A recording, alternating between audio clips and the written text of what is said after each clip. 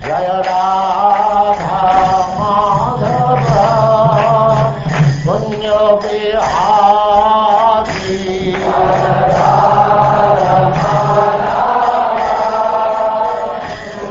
And now chapter 83, Draupadi meets the queens of Krishna.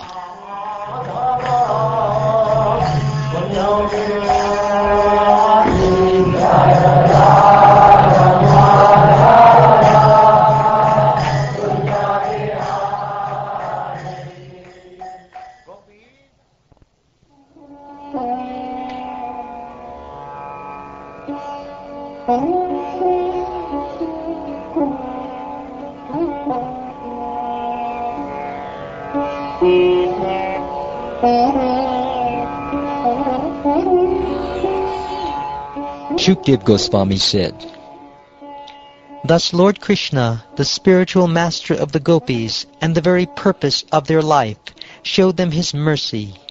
He then met with Yudhishthir and all his other relatives and inquired from them about their welfare. Feeling greatly honored, King Yudhishthir and the others, freed of all sinful reactions by seeing the feet of the Lord of the universe, gladly answered his inquiries. Lord Krishna's relatives said, 'O Master, how can misfortune arise for those who have even once freely drunk the nectar coming from your lotus feet? This intoxicating liquor pours into the drinking cups of their ears, having flowed from the minds of great devotees through their mouths. It destroys the embodied soul's forgetfulness of the Creator of their bodily existence.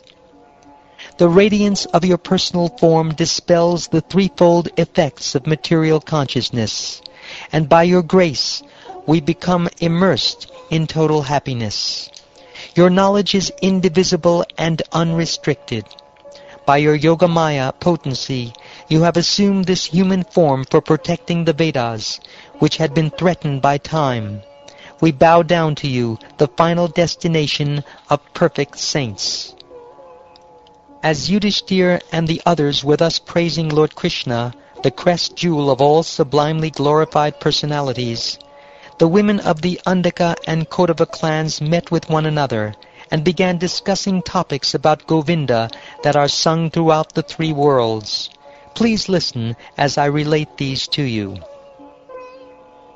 Sri Draupadi said, 'O Vaidarbhi, Bhadra, and Jambavati, O Koshala, Satyabhama, and Kalindi, O Shaibya, Rohini, Lakshmana, and other wives of Lord Krishna, please tell me how the Supreme Lord Achyuta, imitating the ways of this world by his mystic power, came to marry each of you.' Sri Rukmini said, 'When all the kings held their bows at the ready to assure that I would be presented to Shishupal, he who puts the dust of his feet on the heads of invincible warriors took me from their midst as a lion forcibly takes his prey from the midst of goats and sheep. May I always be allowed to worship those feet of Lord Krishna, the abode of goddess Shri.' Sri Satyabhama said, 'My father, his heart tormented by my brother's murder, blamed Lord Krishna for the crime. To remove the stain on his reputation, the Lord defeated the king of the bears and took back the Syamantaka jewel, which he then returned to my father. Fearing the consequences of his offense, my father offered me to the Lord, even though I had already been promised to others.'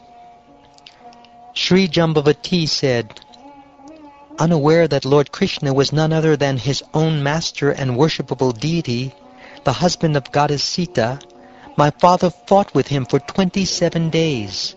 When my father finally came to his senses and recognized the Lord, he took hold of his feet and presented him with both me and the Syamantaka jewel as tokens of his reverence. I am simply the Lord's maidservant.' Sri Kalindi said, 'The Lord knew I was performing severe austerities and penances with the hope of one day touching his lotus feet. So he came to me in the company of his friend and took my hand in marriage. Now I am engaged as a sweeper in his palace.' Sri Mitravinda said, At my Swayamvara ceremony, he came forward, defeated all the kings present, including my brothers who dared insult him, and took me away, just as a lion removes his prey from amidst a pack of dogs. Thus Lord Krishna, the shelter of the goddess of fortune, brought me to his capital city. May I be allowed to serve him by washing his feet, life after life. Sri Satya said, "My father arranged for 7 extremely powerful and vigorous bulls with deadly sharp horns to test the prowess of the kings who desired my hand in marriage. Although these bulls destroyed the false pride of many heroes, Lord Krishna subdued them effortlessly, tying them up in the same way that children playfully tie up a goat's kids. He thus purchased me with his valor. Then he took me away with my maidservants and a full army of 4 divisions, defeating all the kings who opposed him along the road. May I be granted the privilege of serving that lord." Sri Bhadra said, "My dear Draupadi, of his own free will my father invited his nephew Krishna, to whom I had already dedicated my heart, and offered me to him as his bride. My father presented me to the Lord with an Akshohini military guard and a retinue of my female companions. My ultimate perfection is this, to always be allowed to touch Lord Krishna's lotus feet as I wander from life to life, bound by my karma." Sri Lakshmana said, "O Queen, I repeatedly heard Narad Muni glorify the appearances and activities of Achyuta, and thus my heart also became attached to that Lord, Mukunda. Indeed, even goddess Padmahasta chose him as her husband after careful consideration, rejecting the great demigods who rule various planets. My father, Brihatsena, was by nature compassionate to his daughter, and knowing how I felt, O saintly lady, he arranged to fulfill my desire.